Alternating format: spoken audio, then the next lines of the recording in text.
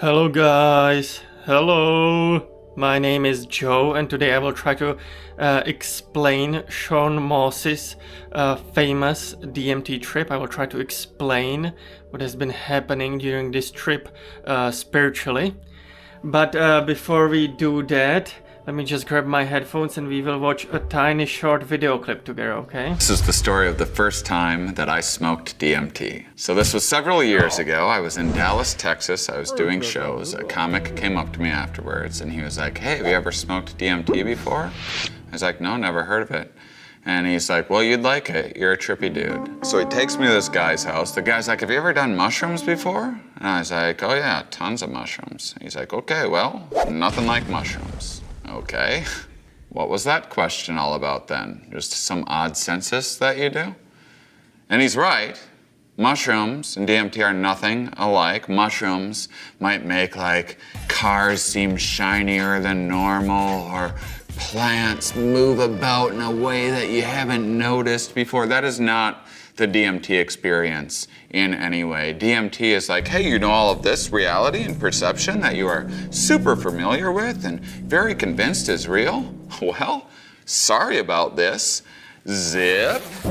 Tent of lies collapses, something else entirely going on. It is a real red pill, blue pill, matrixy kind of moment. And he goes, take this bong, and you want to have 3 of the biggest hits you can possibly take out of this bong. I was like, no problem. I used to have a 6-foot bong when I was 17 years old, which I felt pretty dumb about until now. I realized I have been training for this moment for a very long time. And he's like, well, just so you know, it comes on very fast and it's very intense. So you're gonna have the first hit, you're probably gonna feel weird.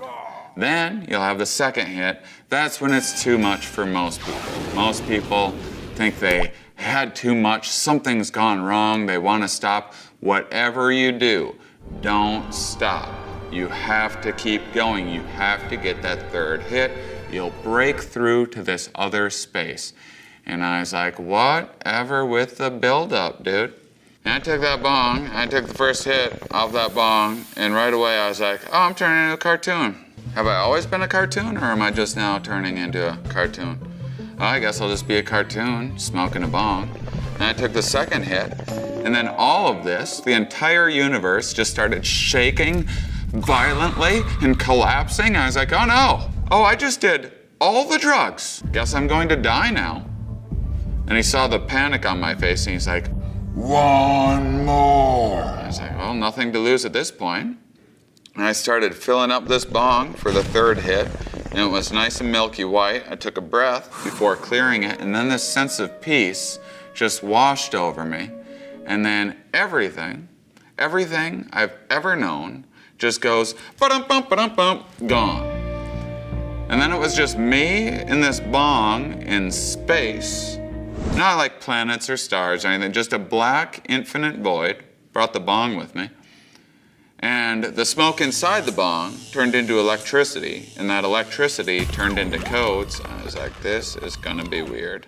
And then I smoked all those codes up, and then I just shot through a tunnel of fractals and lights and strange colors, and I landed in this hologram computer chip city made out of codes that looked very familiar for some reason, like I had been there many times before.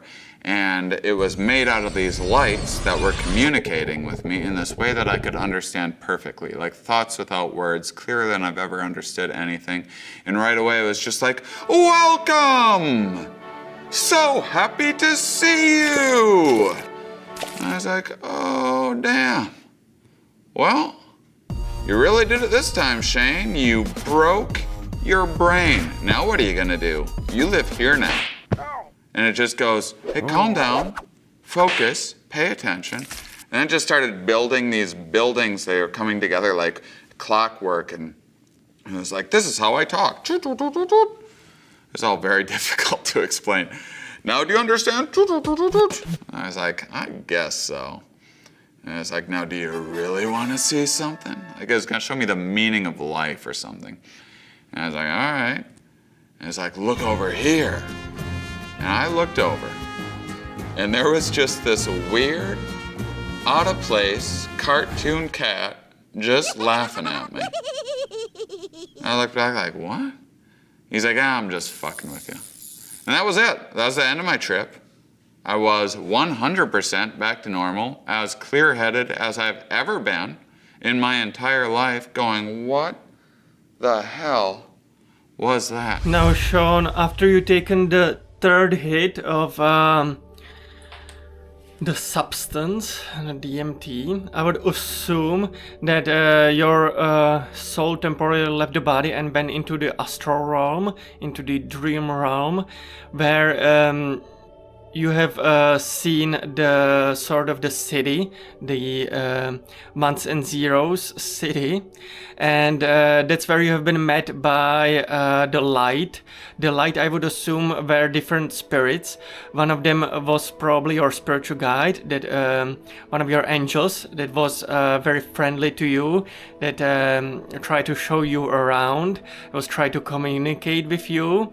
I would assume that's most likely one of your angels, and so that's why he was such a goofy bunch to be around. That's why he was very friendly towards you. Now let's not forget that outside of our 3D reality, in the astral realm or in the spirit realm, I would assume that there is no body, there is no human flesh, there is only sort of a soul, there's only energy, there's only a energy, and so I would assume that your spiritual guide, your angel, can take a form of any shape or any visual depiction that you can imagine, and so just being a light is also one of the forms that your angel in this particular instance decide to take on. Now I just want to say I don't know the meaning of life.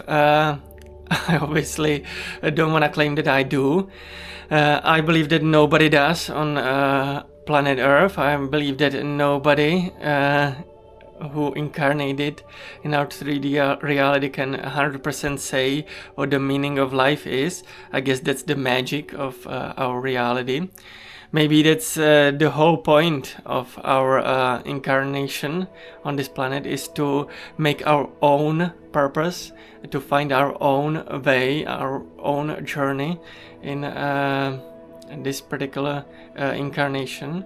And so maybe what was the angel trying to tell you, what the spiritual guides was trying to tell you by basically when you ask this angel what is the meaning of life, and he basically show you this cat out of place, this goofy cat, you know, joking around. Maybe the point that your spiritual guide was trying to make you is that you are supposed to have fun while incarnated on planet Earth, that you are not supposed to take yourself too seriously, that this type of incarnation your soul will experience several times over and over and over, and so maybe you shouldn't be too hard on yourself. Maybe you should just enjoy your experience while you are here, enjoy your life.